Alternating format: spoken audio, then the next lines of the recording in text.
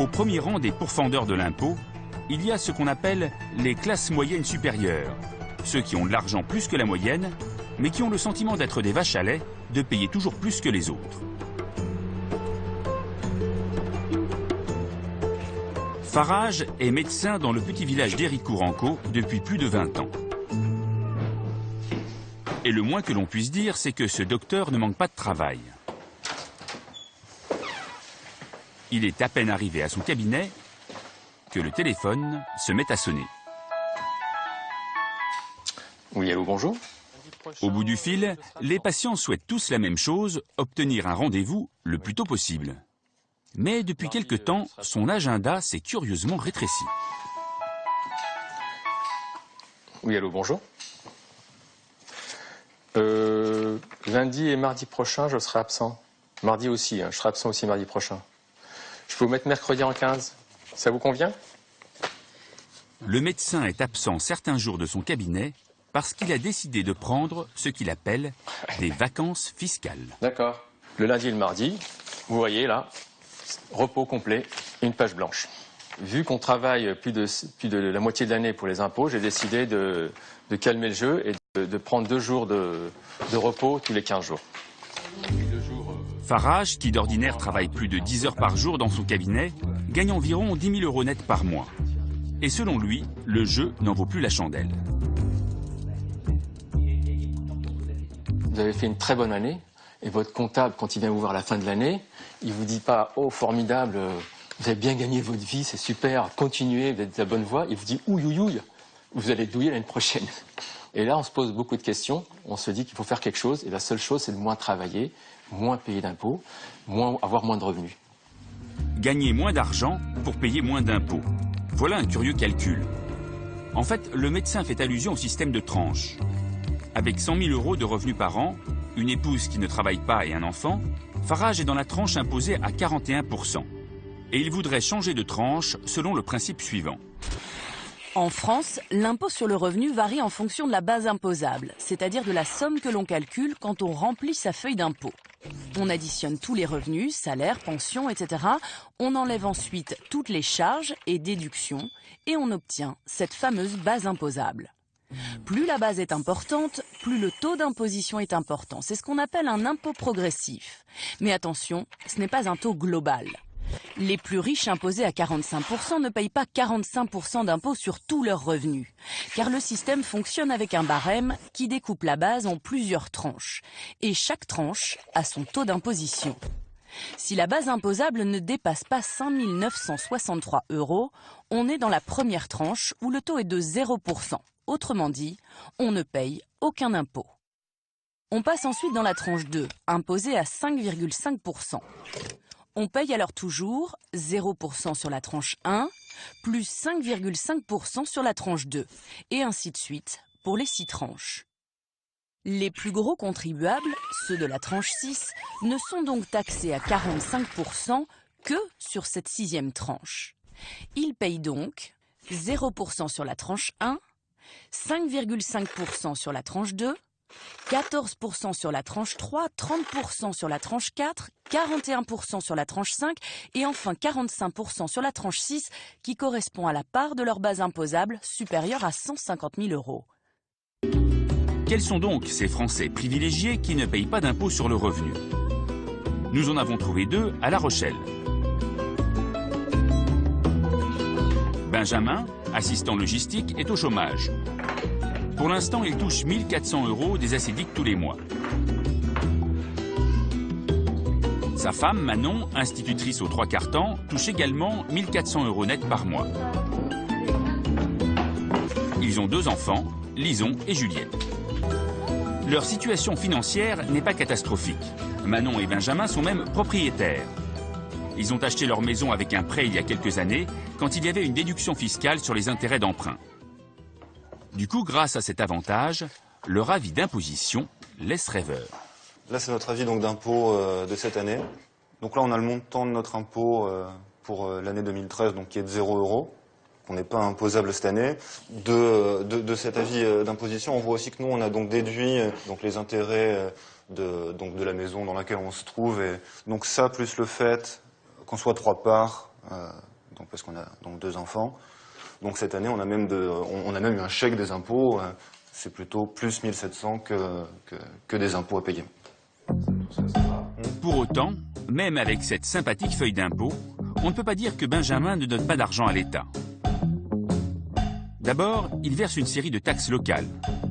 Pour loger sa famille, il paye par exemple une taxe d'habitation. 642 € qui vont directement dans les caisses de sa commune et de son département. Une somme qui participe notamment au fonctionnement des crèches et des écoles élémentaires.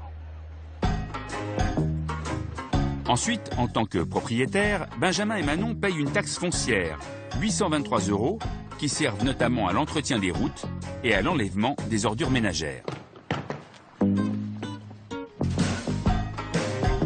Le couple paye également une redevance, 125 €, une somme qui contribue au financement de l'audiovisuel public. Tous ces impôts sont à payer une fois par an. Il existe aussi de nombreuses taxes indirectes cette fois, comme les cotisations prélevées sur le salaire de Manon, maladie, retraite ou encore contribution sociale généralisée. Ces impôts sont les plus visibles, mais le couple est aussi soumis quotidiennement à une multitude d'autres taxes, sans toujours s'en rendre compte. Par exemple, pour se déplacer en voiture, Benjamin fait chaque semaine le plein de carburant. Du diesel que l'État taxe allègrement. Sur un plein à 60 €, le fisc prélève 56% du prix affiché à la pompe, soit 33 €. Mais ce qui rapporte le plus d'argent à l'État, c'est une autre taxe à laquelle il est impossible d'échapper. Je te laisse choisir le vin. Elle touche tous les consommateurs, quel que soit le produit acheté. La TVA, la taxe sur la valeur ajoutée. Son taux varie selon les biens de consommation. 19,6% en général, par exemple sur ce shampoing, mais avec des exceptions à l'appel. Ainsi, l'alimentation de base n'est taxée qu'à 5,5%. Coca. Oui, mais justement, le coca, c'est plus que cela. Les boissons sucrées subissent une surtaxe en plus de la TVA pour lutter contre l'obésité. Alors, les bières... À l'alcool, c'est encore pire. En plus de la TVA, les brasseurs doivent payer une taxe de 24%, répercutée dans le prix d'achat. Fini ? Ouais, c'est bon. Bonjour. À la fin des courses, aujourd'hui, c'est finalement 10% de la facture qui partira dans les caisses de l'État. Mais à vrai dire, Manon et Benjamin n'en ont pas vraiment conscience. Merci. Merci. Là, quand vous voyez cette note, vous n'avez pas l'impression qu'il y a des impôts? Bah non, moi je vois 78,21 € et c'est tout. Des prélèvements qui passent inaperçus et que l'État augmentera encore le 1er janvier 2014. Pourtant, la TVA représente déjà plus de la moitié des recettes de l'État. 140 milliards d'euros. C'est 2 fois plus d'argent que l'impôt sur le revenu. Benjamin et Manon font donc bien partie des contribuables français, même s'ils ne payent pas d'impôt sur le revenu.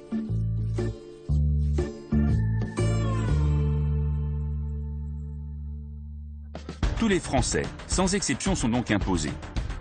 Mais face à cette multitude d'impôts et de taxes, quels sont finalement ceux qui subissent la pression fiscale la plus forte? Nous avons posé la question à un spécialiste des questions fiscales, Jean-Marie Monnier, professeur d'économie à la Sorbonne. Sa réponse révèle quelques surprises. Pour un professeur, il faut un tableau et une craie. Début de la démonstration. Je pars des moins riches. Ça donne cette forme-là. Cette courbe représente la part de nos revenus qui vont partir en taxes, impôts et prélèvements en tout genre. Monsieur le professeur nous assure en rose la moitié de la population française la moins fortunée. Même pour les plus démunis, c'est donc tout de même 40% des revenus qui partent en impôts et taxes.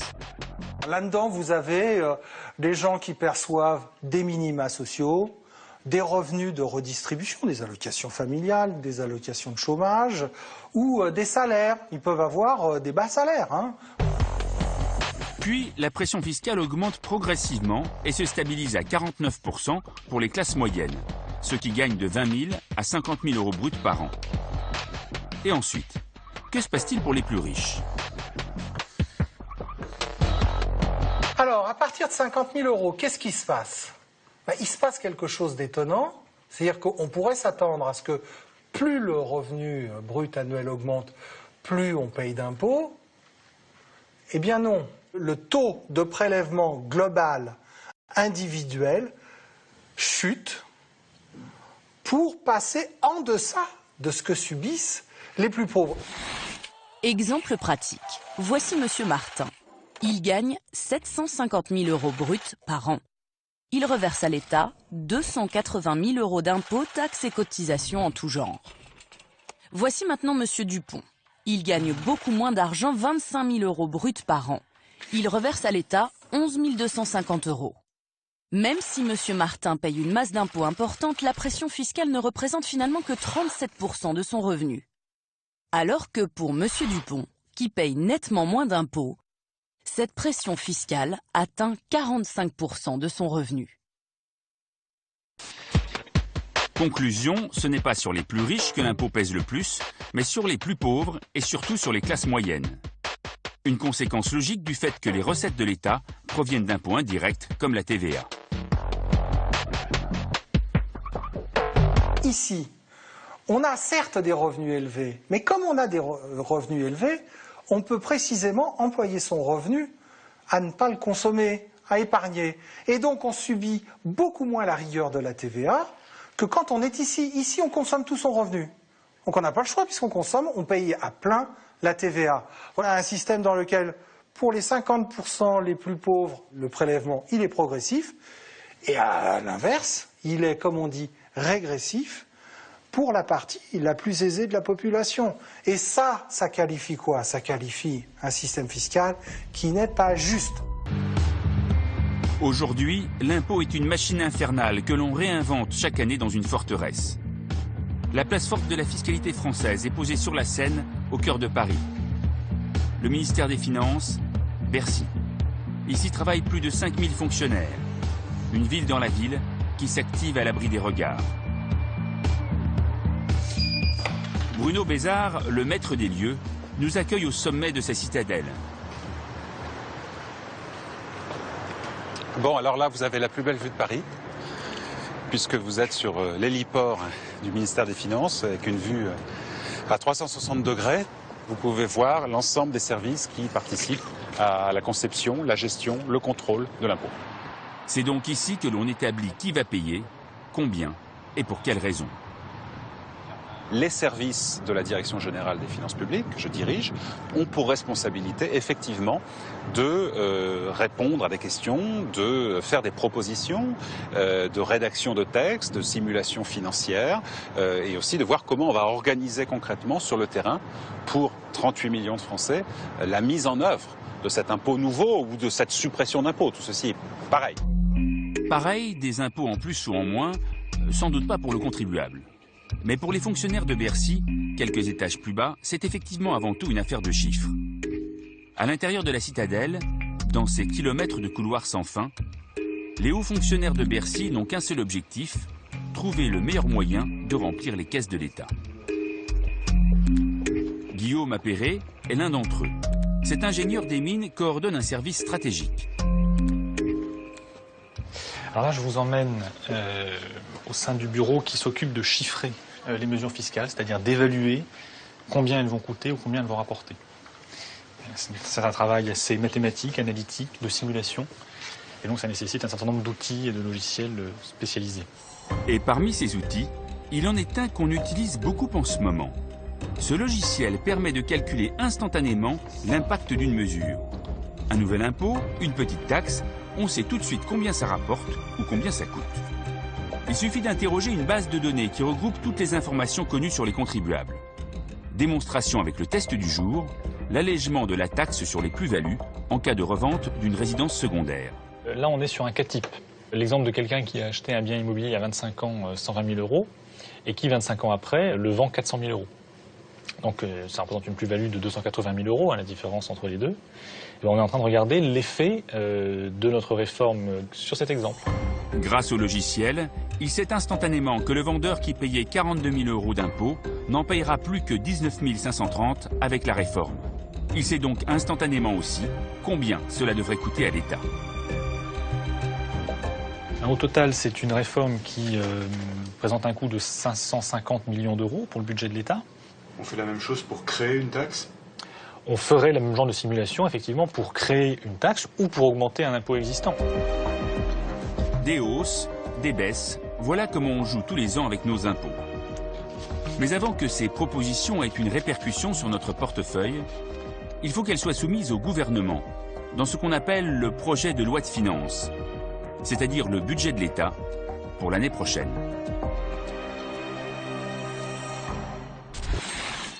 Pour fixer le montant des impôts, les fonctionnaires de Bercy doivent d'abord calculer les frais de fonctionnement du pays. En gros, de combien l'État aura besoin pour l'année à venir.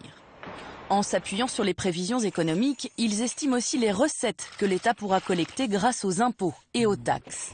S'il manque de l'argent, il faudra réduire les dépenses de l'État, augmenter les impôts ou emprunter de l'argent.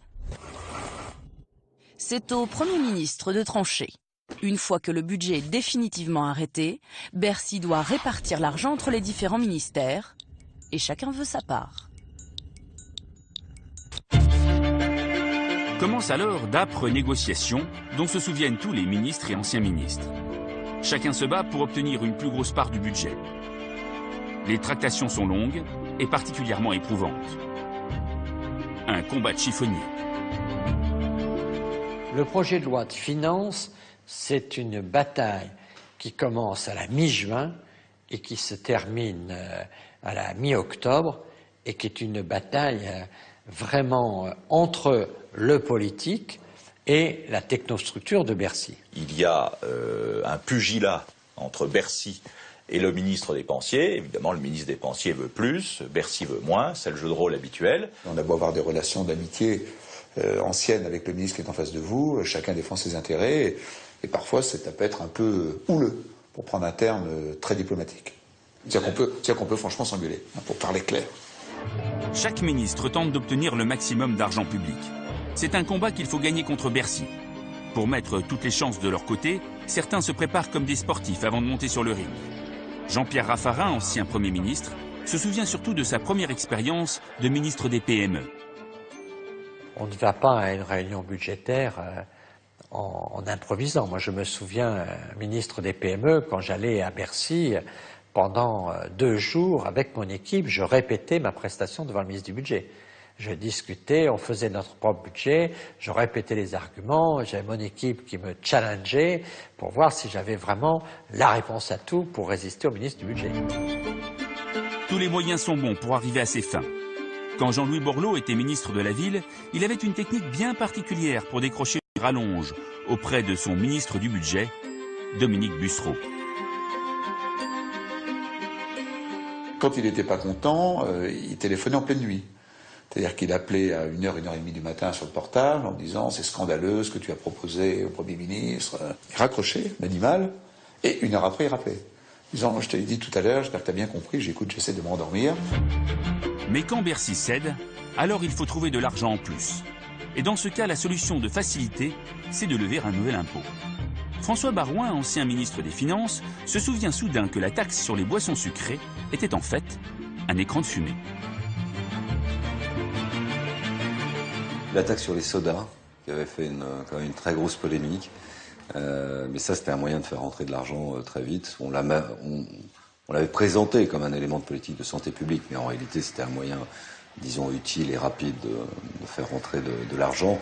C'est souvent le résultat de bricolage administratif et politique, et je suis toujours assez frappé et pour tout dire choqué par ce bricolage. Mais le grand marchandage entre les ministres n'est qu'une étape de plus dans la construction de nos futurs impôts. Car quand enfin le budget est réparti entre chaque ministère, Le projet de loi de finances est présenté à l'Assemblée nationale. Il faut maintenant que la loi soit votée par les députés. Nous sommes vendredi 25 septembre. Un moment très attendu pour le député socialiste Christian Eckert. En tant que rapporteur de la commission des finances, c'est lui qui sera chargé de défendre le projet auprès des autres députés. C'est là qu'on découvre pour la première fois ce que propose le gouvernement. Mais au final, c'est l'Assemblée qui vote. Et vous comprenez qu'elle soit autant aussi attendue, cette loi de finances? Elle est peut-être plus attendue que d'habitude parce que la question est devenue plus sensible cette année, parce qu'il y a un sentiment de difficulté, il y a eu une période de récession et donc les équilibres sont plus difficiles à trouver. Après 9 mois de gestation, voici le fameux projet de loi de finances. Ou tout du moins une toute petite partie. La version complète fait une dizaine de tomes. Dans ce premier document, de 290 pages, les députés découvrent les impôts et taxes que le gouvernement prévoit pour 2014. Bernard Cazeneuve, ministre du Budget, et Pierre Moscovici, ministre des Finances, sont venus en personne défendre leurs propositions. Ce projet de loi il poursuit deux ambitions, stimuler la croissance et dynamiser l'emploi. Après plus de 2 heures de présentation, les deux ministres passent solennellement le relais aux députés. C'est l'acte structurant de la vie économique et politique du pays. Oui, sans doute une part d'émotion, puis aussi le sentiment de porter quelque chose. Mais c'est le début d'un travail parlementaire qui va encore durer quelques semaines, même quelques mois, et qui aboutira au mois de décembre. Car avant d'être votés, nos impôts vont encore faire l'objet de multiples tractations dans l'hémicycle, mais aussi en coulisses. Ici, qui sont... Et le député Christian Eckert est désormais au centre de toutes les attentions. Puisque c'est lui le rapporteur du projet de loi, il est particulièrement bien placé pour suggérer éventuellement des modifications, des amendements. Voilà. C'est donc sur lui qu'il faut éventuellement faire pression. Bon, après c'est qui qu'on a là? C'est les... Dis-moi voir. Alors, les entrepreneurs familiaux. Ouais. Ensuite, vous avez Fédérations professionnelles, syndicats, associations, industriels, tous ceux qui pèsent dans l'économie française souhaitent le rencontrer avec l'espoir de faire évoluer la loi de finances dans leur sens. Bon, on va aller accueillir nos invités. Ils sont là? On les fait monter. On les fait monter, oui. Christian Eckert a accepté notre caméra pendant ces rendez-vous qui restent en général confidentiels. Ce matin, il commence par une entreprise leader dans la vente sur Internet. Ses dirigeants s'inquiètent des projets sur la fiscalité du commerce en ligne. Pardon. Alors, vente privée. Vous connaissez? Bah oui. En France, vous avez des champions du digital et qui sont intéressants. Vous avez eu les Pixmania. L'argument de l'entrepreneur est assez classique. Attention, avec vos impôts, de ne pas entraver la croissance d'un secteur qui marche. Il y a une vraie culture de créer des boîtes, imaginer, développer. Et je pense que ça, il faut l'aider. Et il ne faut pas le freiner. Mais quand il ne faut pas le freiner, à quel type d'imposition ou de disposition vous pensez? Ne bloquez pas. En l'occurrence, là, c'est plus ça. C'est juste attention dans vos réflexions de ne pas bloquer des secteurs qui se développent vite et qui n'ont pas besoin d'une législation bloquante. Mais on n'a pas besoin, ça ne veut pas dire donnez-nous de l'aide. Ça veut dire juste laissez-nous faire et ça fonctionne. Voilà. On ne peut pas faire une loi sur mesure pour les uns ou pour les autres. Alors on arrive avec des artifices à corriger un peu les choses. 45 minutes d'argumentation et Christian Eckert passe au rendez-vous suivant. Cette fois, c'est la présidente d'une fédération, celle des particuliers employeurs.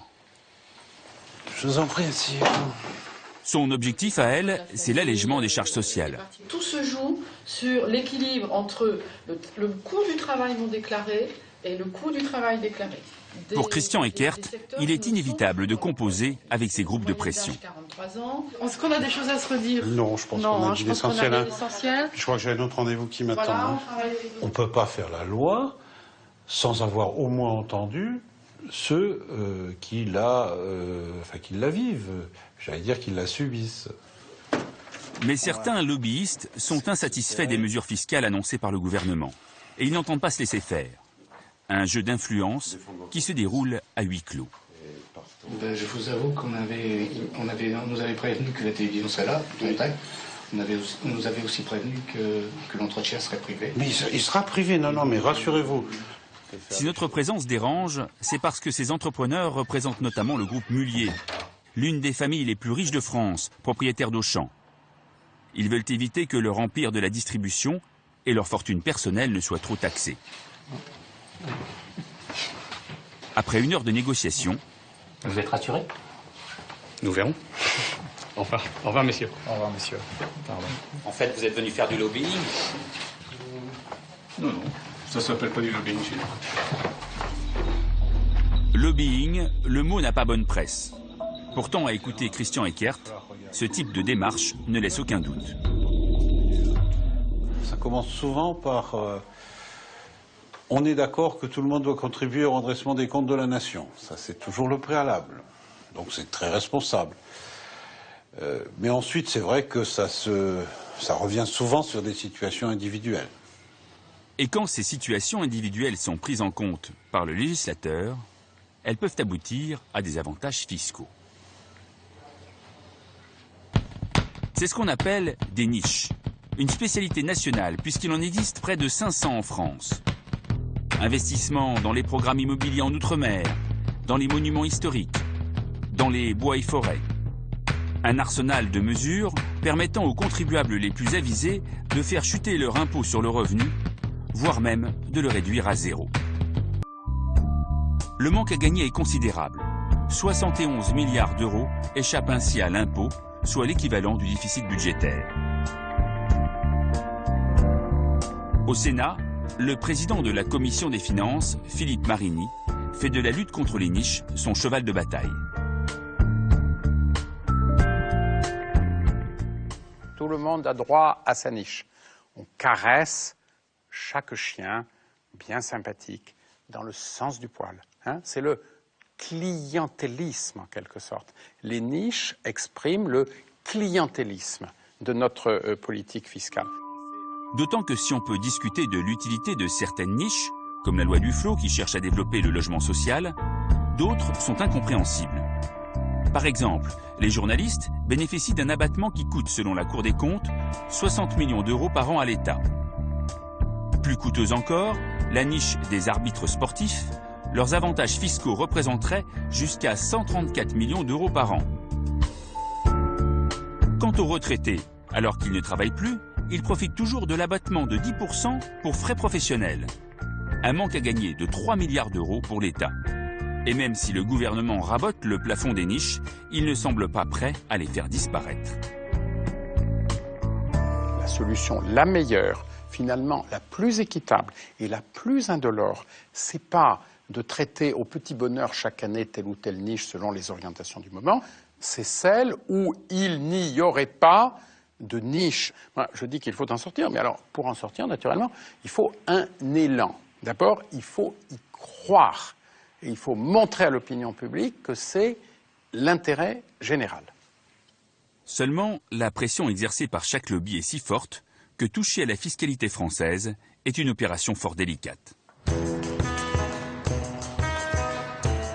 Il y a pourtant eu quelques tentatives. La taxe d'habitation est un des impôts les plus injustes. Il est calculé sur la valeur de location, la qualité d'un logement, son confort et l'attractivité d'un quartier.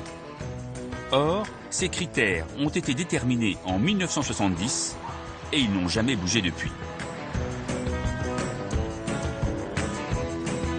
Michel Bouvier, membre de l'Observatoire du Comité des finances locales, a longtemps planché sur une réforme de cette taxe.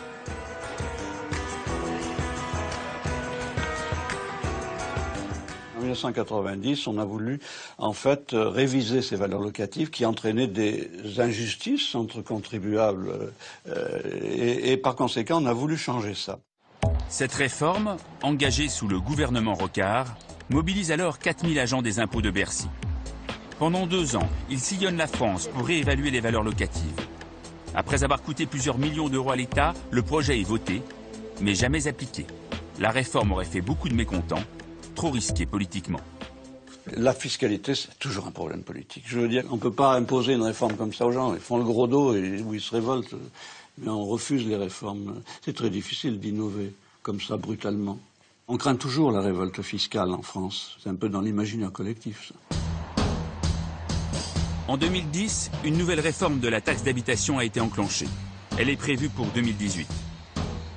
Mais comme pour toutes les réformes fiscales, pour qu'elle voie le jour, il faudra indéniablement un vrai courage politique.